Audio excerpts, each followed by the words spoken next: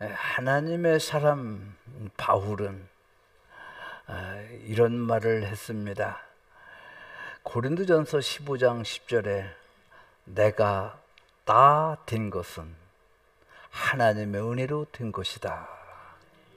내가 한 것이 아니오 오직 나와 함께 하신 하나님의 은혜로라.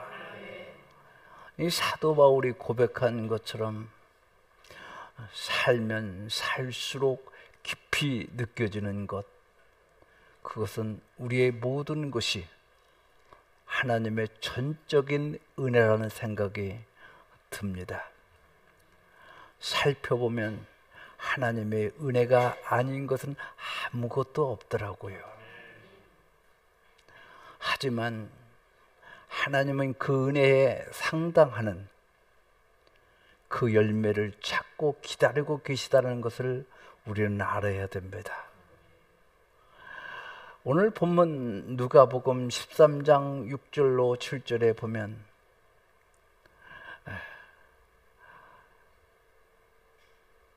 다음에 읽기로 하고요. 본문은 주님의 비유로 말씀하신 겁니다. 자, 6장에서 보면 주님의 비유로 말씀하고 있습니다. 그 내용을 살펴보면 어떤 사람이 포도나무 밭에 무화과 나무를 심었습니다. 그리고 열매를 맺기를 기대하면서 3년의 시간을 기다렸지만 열매를 맺지 않았습니다. 그래서 주인은 열매 맺지 않은 무화과 나무를 이거 땅만 지력만 소진할 뿐 아무 유익이 되지 않는다는 판단하고 당장 무화과 나무를 베어버릴 것을 가혼지기에게 명령을 내립니다. 이에 가혼지기가 1년만 더 참아 보시죠.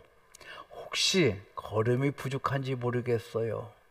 제가 1년 동안 열심히 가꾸어 보겠습니다. 그래도 열매 맺지 못하면 그때 잘라버리면 되지 않을까요? 이렇게 말씀드리는 장면이 오늘 본문의 내용입니다. 여기서 등장하는 주인은 무화과 나무를 심은 주인은 하나님 아버지를 뜻하는 것이고, 그 무화과 나무는 하나님의 택한 백성을 일컫는 말이고, 가원지기는 예수님을 상징하는 것입니다. 이 비유를 통해서 우리에게 주신 말씀은 무엇일까? 이 아름다운 가을에 열매의 계절에 우리에게 주시는 말씀은 무엇인가? 하나님의 주신 귀한 말씀으로 여겨서 일반 양식으로 들어서 여러분의 삶이 아름다운 열매 맺는 가을, 보람 있는 가을이 될 수 있기를 바랍니다. 첫 번째, 하나님 우리에게 베푸신 은혜에 대한 상당한 열매를 찾으신다는 것입니다. 하나님은 우리 각자에게 은혜를 베풀어 주셨잖아요.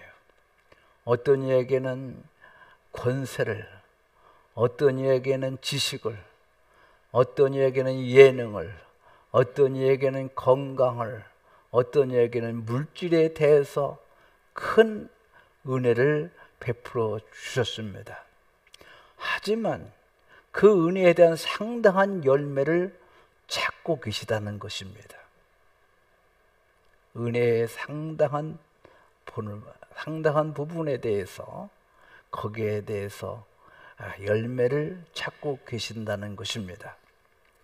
자, 6절입니다. 한 사람이 포도원에 무화과 나무를 심은 것이 있더니, 무화과 나무를 심었어요. 그 열매를 구하였으나 열매를 찾았다는 거죠. 그런데 얻지 못했대요.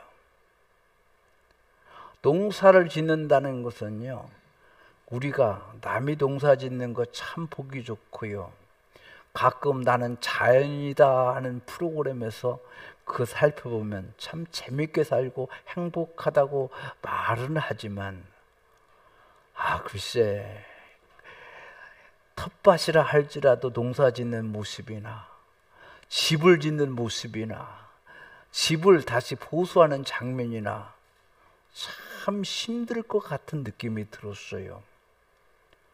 여러분, 땅에 식물을 심는 것도 어렵고요. 거름을 준다는 것도 어렵고요. 때로는 가물어서 물을 준다는 것, 병충해를 방지하기 위해서 농약을 친다는 것, 그거 쉽지 않은 겁니다. 그 모든 작업은 매우 고단한 것이 틀림없잖아요. 연세 드신 어른들 시골로 내려갈 생각하지 마세요. 여러분요, 한번 고추를 몇 개만 심어보세요. 허리 아파요. 힘들어요. 예. 그런데 왜 그렇게 수고합니까? 열매를 얻기 위한 것입니다. 그런데 본문의 열매일 때 3년이 되어도 열매가 맺지 않는다는 겁니다. 7절을 봅니다. 포도원직에 이르되 내가 3년이 와서 이 무화과 나무에서 열매를 구하지 얻지 못하니 찍어버리라. 어찌 땅만 버리게 하겠느냐. 3년을 기다려도요, 무화과 나무에서 열매를 구하지 못하니까 이거 나무 잘라버리자. 지력만 소모된다 하는 거죠. 여러분, 여기 이 나무가 무슨 나무인지 아세요? 모과가 열렸어요. 모과나무입니다. 어느 날 제가 이렇게 이곳저곳 전도하다가 장로님을 알게 되었는데, 그 장로님의 하원을 하셨어요. 근데 그 장로님이 어느 날 나보고, 목사님, 이거 열매를 안 맺어요. 그래서 내가 버립니다. 혹시 목사님이 키실라면 가지고 가세요. 그러면 주실라면 그냥 주시면 되는데 화분을 빼더라고요. 그런데 화분을 빼다가 화분이 깨졌어요. 그래서 그냥 가지고 와서 제 화분에다가, 교회 화분에 남은 곳에다가 아주 정성껏 심었습니다. 그 이듬해 보니까 꽃이 펴요. 그래서 붓으로 인공수정을 했죠. 다 묻혀가지고 앉고 숙고도 모르면서 이곳저곳에다 그냥 가서 문질렀어요. 그런데요, 매년 2개 내지 1개 그렇게 열매를 맺고 올해도 노랗게 익어가고 있어요. 그 장로님이 왜 이 모과나무를 버렸을까요? 열매를 맺지 않는다는 거예요. 열매를. 그분이 생각하기를 열매를 맺지 아니하니까 버리고 남주어 버린 겁니다. 그러니까 여기 포도원 지기에게 그 포도원 주인이 하는 말이, 무화과 나무 저거야 하면 아무 쓸데가 없다. 열매를 맺지 아니하니 찍어버려라. 이 무화과 나무 찍어버리라. 열매를 맺지 아니하므로 버리겠다는 겁니다. 자, 하나님은 그들을, 이스라엘 백성들을 선택해서 이방인들과는 비교할 수 없는 엄청난 은혜를 베풀어 주셨어요. 저들은 노예 생활하는 그곳에서 구원해 주시고, 그 하나님 은혜 안에서 그들을 듬뿍 은혜 위에 은혜를 넘치는 은혜를 베푸시고, 그에 합당한 신앙의 열매를 맺기를 기대하셨습니다. 그러나 저들은 아무런 열매를 맺지 못했던 겁니다. 예수 하나님을 경외하지 않는 사람들이나 저들과는 별 다를 바 없는, 그저 그렇게 살아가는 겁니다. 그러므로 그들은 하나님 심판 앞에 직면해 있었던 겁니다. 이는 오늘 우리 모두에게, 저와 여러분 모두에게 주시는 말씀이기도 합니다. 하나님은 우리에게 베푸신 은혜를 상당하는 열매를 찾고 계시다는 것입니다. 그것을 우리는 깨닫고 살아야 될 줄 믿습니다. 그럼에도 불구하고 어떤 사람들은요, 이러한 사실을 살피지도 않고 하나님의 은혜 주신 축복을 자랑거리만 삼는 분들이 간혹 있습니다. 따라서 우리는 내가 얼마나 은혜의 축복을 받았는가가 아니라 과연 내가 받은 은혜의 축복에 상응하는 열매를 맺고 있는가? 또한 은혜의 축복만을 받으려고 하지 않고 이에 합당한 열매를 맺고 있는지를 깊이 성찰하며 살아야 되지 않겠는가 생각해 봅니다. 여러분, 너무 욕심 부리면 안 돼요. 여러분, 그래서 성경은 사도 바울은 자족의 은혜를 강조했습니다. 늘 하나님 베푸신 은혜에 감사하며 기뻐하며 그 주신 은혜에 화답하는 삶, 그 상당한 은혜를 주신 것에 감사하면서 사셔야 될 줄 믿습니다. 그런데 대개 사람들은 축복, 더 큰 축복 중독해서 욕심을 더 부리고 그래요. 여러분, 꼭 자족의 은혜 속에서 은혜에 화답하는 삶을 꼭 사시기를 주의 이름으로 축원해 드립니다. 하나님께서는 언제나 은혜와 축복이 상응하는 열매를 반드시 찾으시는 분임을 결코 잊지 말고 오늘을 살아야 된다는 거예요. 건강을 주셨으면 건강할 때 하나님의 일을 하세요. 나에게 하나님께서 이런저런 은혜를 주셨다면 여러분, 거기에 상응하는 나에게 찬양할 수 있는 은혜, 나에게 오늘 봉사할 수 있는 여건과 환경들, 여러분 수줍어하지 말고 기뻐하면서 하나님께 드리기를 바랍니다. 그러할 때 여러분들 하나님이 기뻐하시고 은혜 위에 은혜를 더해 주실 것을 믿습니다. 하나님이 여러분을 부르셨어요. 택하셨어요. 하나님 자녀로 삼으셨어요. 여러분을 지키실 것입니다. 보호하실 것입니다. 때때로 은혜를 주실 것입니다. 그 은혜에 보답하는 삶, 상응하는 삶을 사시기를 바랍니다. 내가 아무것도 못하더라도 기도는 할 수 있잖아요. 몸이 편치 않으면 두려워서라도 하나님 하면서 부르면서 기도하셔도 그것도 큰 일입니다. 아무나 기도할 수 있나요? 성령의 감동을 줘야 기도할 수 있는 거죠. 자, 이사야 5장 4절은 이렇게 우리에게 전해줍니다. 내가 포도원을 위하여 행한 것 외에 무엇을 더할 것이 있으랴. 내가 좋은 포도 맺기를 기다렸거늘 들포도를 맺으면 어찌 됨인고. 아니, 좋은 포도 상품을 맺기를 생각하고 심었는데, 그리고 기다렸는데 들포도를 맺으면 어찌 됨인고. 이제 내가 포도원에 어떻게 행할지를 너희가 이루리라. 내가 그 울타리를 걷어 먹힘을 당하게 하며 그 담을 헐어 짓밟게 할 것이요. 엄히 다스려가는 장면을 보게 됩니다. 들포도는 필요가 없다는 거죠. 누가복음 12장 47절 48절에 보라색으로 줄친 데만 읽어보겠습니다. 주인의 뜻을 알고도 준비하지 아니하고 그 뜻대로 행하지 아니한 종은 많이 맞을 것이요.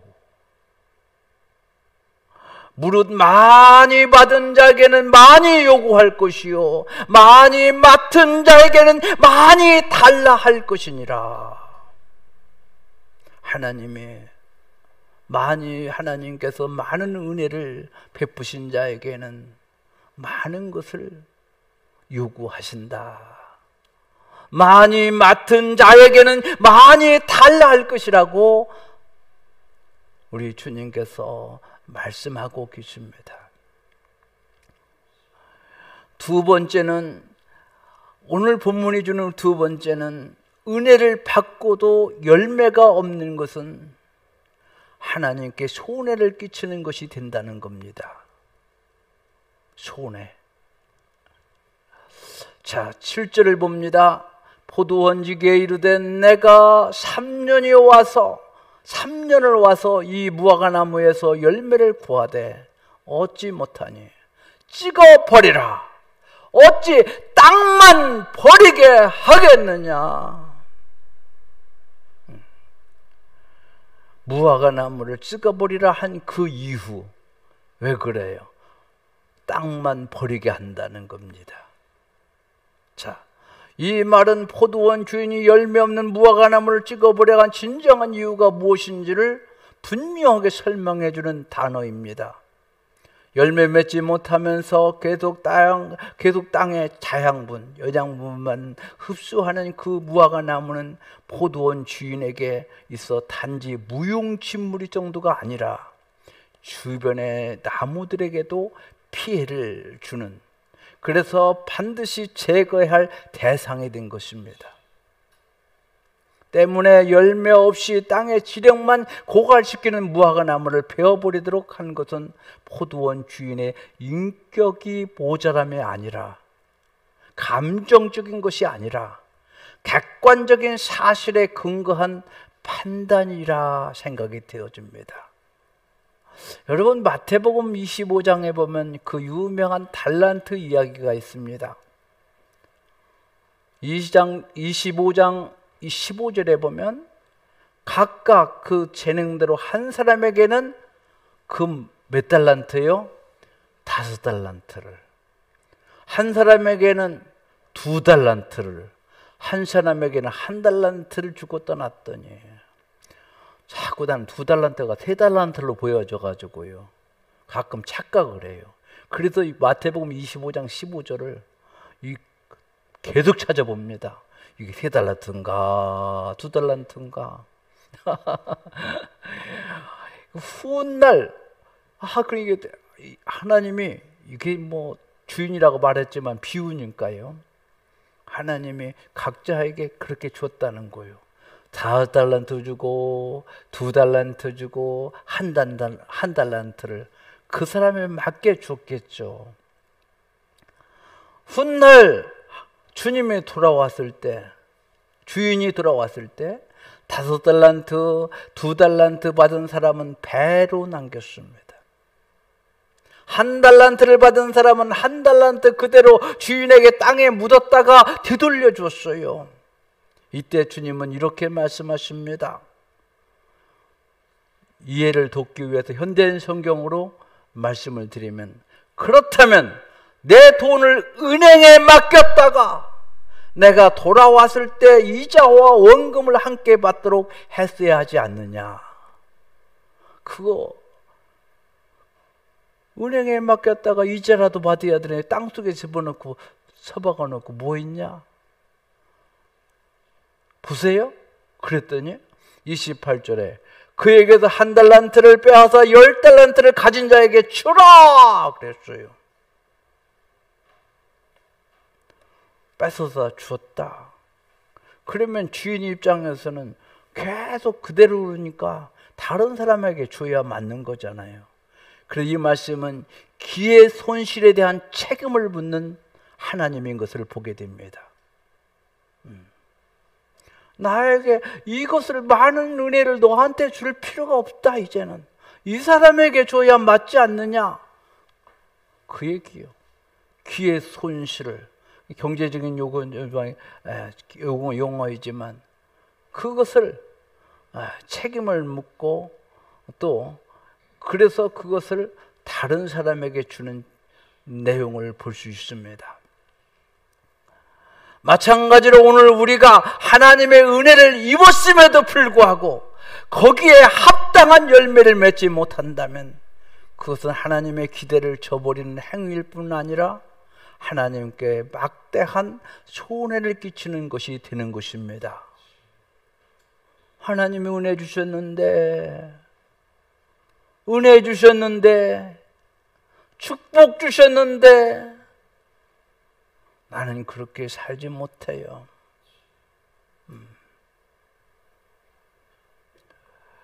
여러분은 현재 받은 은사와 은혜의 축복에 합당한 열매를 맺기 위해서 저와 여러분들은 최선을 다할 수 있기를 바랍니다. 세월은 멈추지 않고 계속 지나가잖아요. 그렇지 않아요? 시간을 주셨습니다. 나름 건강을 주셨습니다. 날마다 은혜를 주셨습니다.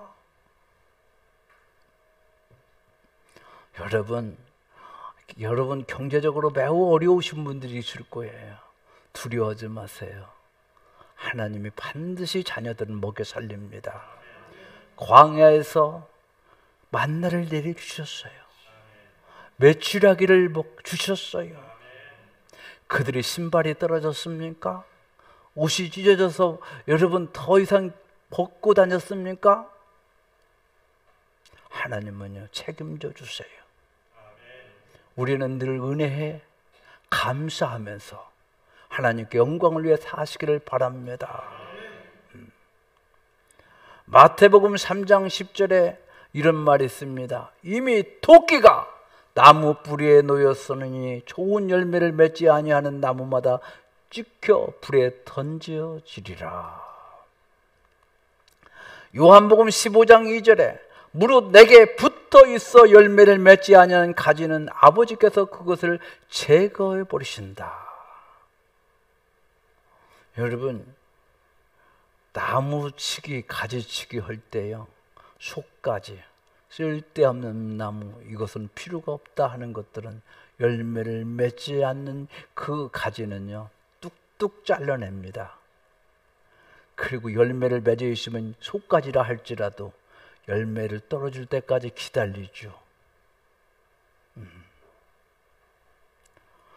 열매를 붙어 있는 열매를 맺지 않는 가지는 아버지께서 그것을 잘라낸다.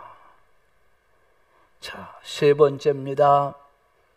오늘 주는 하나님의 메시지, 첫째는 베푸신 은혜에 대해 상당한 열매를 찾으시고, 은혜 받고도 열매 없는 것은 하나님의 손해를 끼치는 것이다.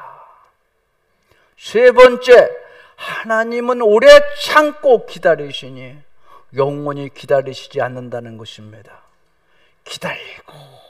기다리고 돌아오기를 영원히 기다리지 않는다는 것이에요. 포도원 주인과 가원지기 사이에 오고 간 대화를 7절로 8절을 봅니다. 포도원 지기에게 이르되 내가 3년을 와서 이 무화과나무에서 열매를 구하되 얻지 못하느냐, 찍어버리라 어찌 땅만 버리게 하겠느냐. 그러자가 대답하여 주인이여. 누가 대답합니까? 포도원 지기가 누구에게? 포도원 주인에게 대답하여 이르되 주인이여, 금년에도 그대로 두면 어떨까요? 내가 두루 파고 거름을 주겠습니다. 아마 거름이 없어서 그럴지도 모르겠네요. 여기서요, 살펴본 대로 포도원 주인은 하나님 아버지, 살펴본 대로 아버지를, 그리고 가원지기는 누구요? 중보자 예수 그리스도를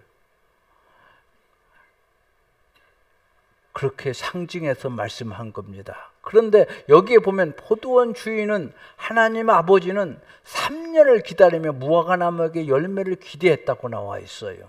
그렇죠? 3년을 와서. 그래서 자, 그런데 3년이 지나도 열매를 얻지 못하자 가원지에게 무화과나무를 찍어버리라 명령했어요. 그러자 가원주기는 주인에게 한 해만 더 기회를 달라고 했죠. 그리고 자신이 무화과나무가 열매를 맺도록 잘 돌보겠다고 말을 합니다. 여기서 우리는 중요한 사실을 발견하게 됩니다. 죄인들을 향한 하나님의 인내입니다. 하나님의 참으심. 여러분, 잘 보세요. 옛날 우리가 사춘기나 그럴 때 되면 좀 엉뚱한 일들을 벌리잖아요.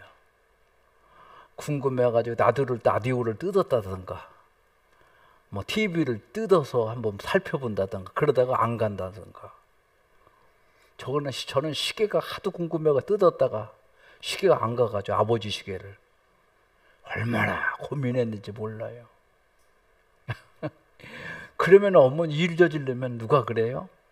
막 아버지가 막 뭐라고 하려고 하면, 여보, 그 실수한 거지 뭐, 제가 원래 그런 애 아니잖아. 그러면서 아버지를 달래요. 그러다가 또 실수하네요. 그러면 이번 한 번만 더 참아봅시다. 제 잘할 거예요. 어머니가 이렇게 아버지 마음을 다스리잖아요.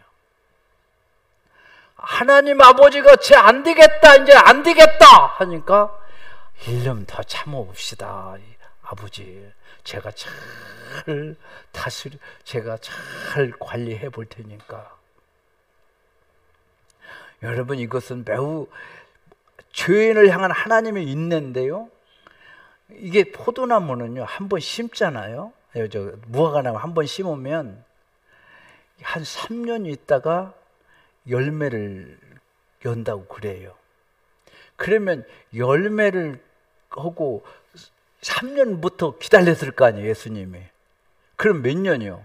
6년 내지 7년은 되겠죠. 그러니까 하나님 아버지는 7년을 기다리신 거죠. 심은 지 3년이 있어야 열매를 맺으니까 갖다 심고 3년. 그러니까 6, 7년 동안 기다린 열매를 안 맺으니까 찍어버려라 한 얘기인데요. 하나님은요, 오늘도 참고 또 참고 또 참으세요. 돌아오기를.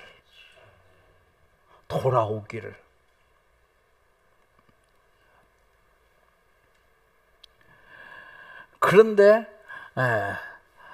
이처럼 오랫동안 기다리며 가꾼 무화과나무에서 그것도 3년이나 아무런 열매를 찾지 못했다는 점을 생각하면 주인의 허탈감은 여러분 짐작할 수 있겠죠. 언제까지 참냐. 여기에서 우리는 감동케 하는 것이 가수헌지기, 주님의 간청이죠. 이토록 오랫동안 열매를 거두지 못한 나무에도 불구하고 주인에 대하 찍혀버릴 운명에 처하자 불쌍히 여기며 한 번만 더 기회를 달라고 호소하고 있는 겁니다. 여러분, 우리 주님은 나를 위해서 죽으시고 3일에 부활하셔서 하늘 우편에서 오늘 나를 위해서 기도하고 계시고 나를 위해서 대언하신다는 것을 알고 계시죠? 오늘 또 철저하게 우리 편에 서서 대언하고 계세요. 우리를 변호하고 계시다는 말이요.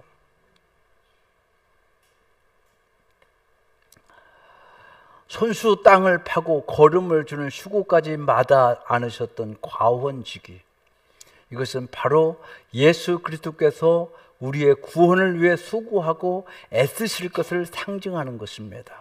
결국 본문은 죄인들을 향한 하나님의 오래 참으심을 잘 보여주고 있는 장면입니다. 그렇다면 이처럼 오래 참고 기다리시는 하나님의 인내는 영원히 계속되는 것일까요? 아닙니다. 끝이 있다는 사실입니다. 끝이 있다. 하나님은 반드시 참는 것이 끝이 있다.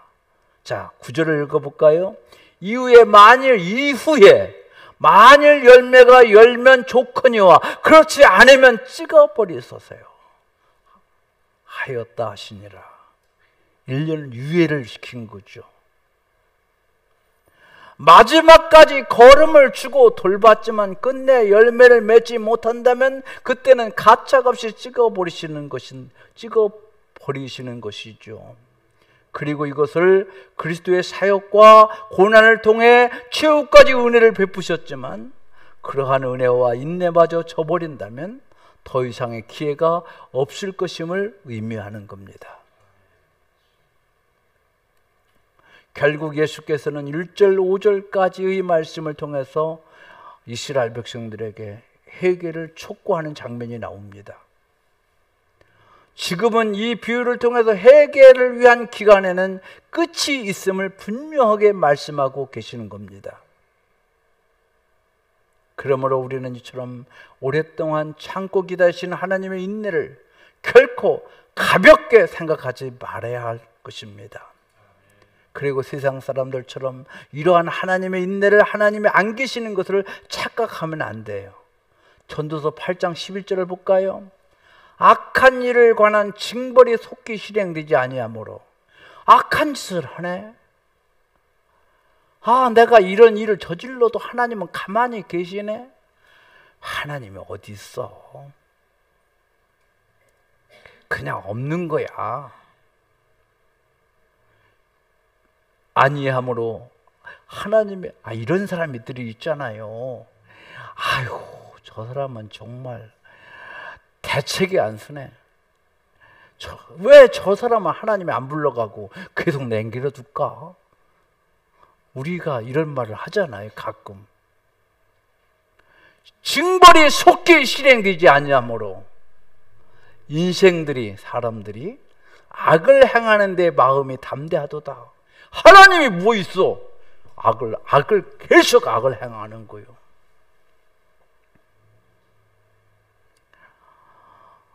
여러분, 우리는 더욱 두려운 마음으로 깨어 근신하며 회개의 열매를 맺으시기를 바랍니다.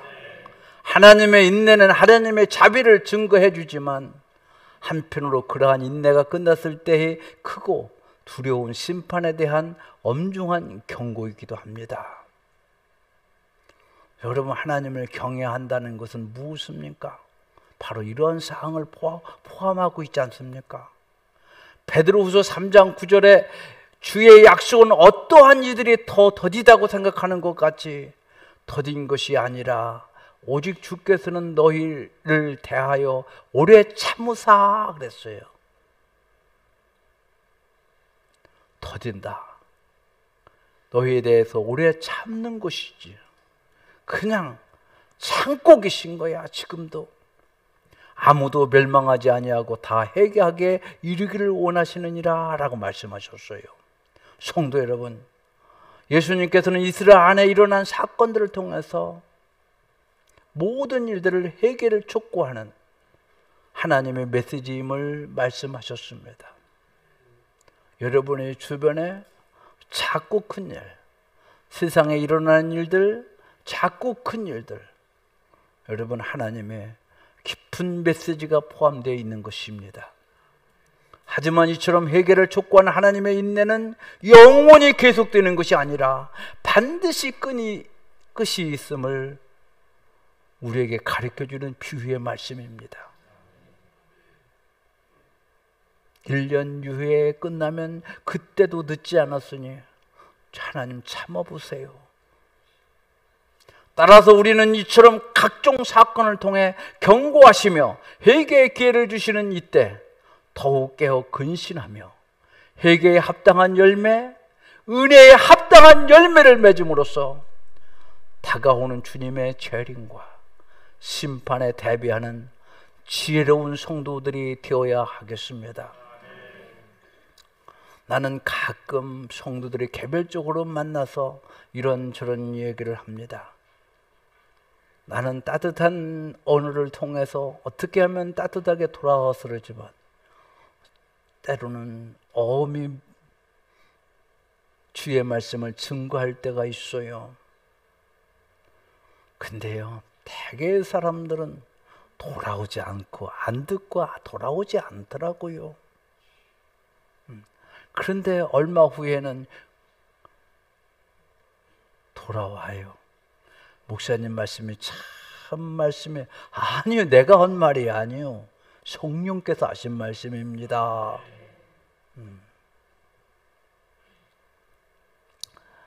여러분, 우리는 하나님의 은혜가 아닌 건 아무것도 없어요.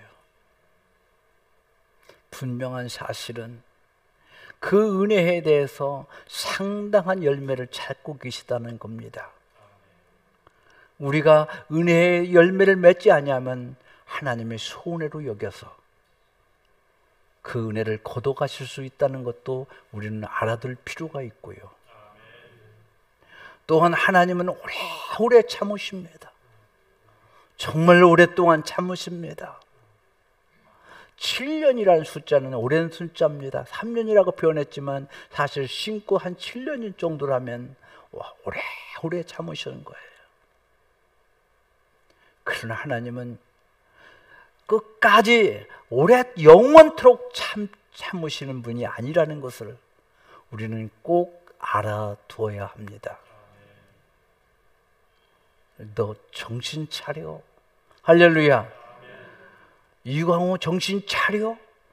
여러분 정신 차리세요. 이렇게 말씀하시는 나 하더라도 오늘 우리 마음에 깊이 새겨둘 필요가 있어요. 사랑하는 성도 여러분, 오늘 또 여러분들은 정말 깨어 기도하시고 주의 은혜에 보답하면서 합당한 삶을 사실 줄 믿습니다. 부디 그러한 은혜가 있기를 바랍니다. 함께 읽는 기도 올리겠습니다. 여러분들은 눈으로 읽고 제가 목소리로 읽겠습니다. 하나님 아버지, 모든 것은 주의 은혜라고 날마다 고백하면서도 때때로 그 은혜를 망각한 채 감사하지도 주의 뜻을 이루지도 않았습니다. 도리어 불만과 불평만 늘어놓고 살았습니다. 은혜에 합당한 열매를 맺지 못하고 살아온 우리를 부디 용서하소서. 그렇게 지금까지 우리가 은혜에 상당하는 열매를 맺지 못하고 살았지만 주님은 우리를 기다리고 또 기다리셨습니다. 하지만 기다리시되 영원까지 아니라 끝이 있다는 것을 우리에게 다시 새삼 말씀하셨습니다. 이제 정신 차려 은혜에 합당한 열매를 맺으며 살기를 마음에 단단하게 다짐해 봅니다. 부디 은혜에 상당한 열매를 맺으며 주님의 기쁨이 이르기를 소원합니다. 예수님의 이름으로 기도 올립니다. 아멘.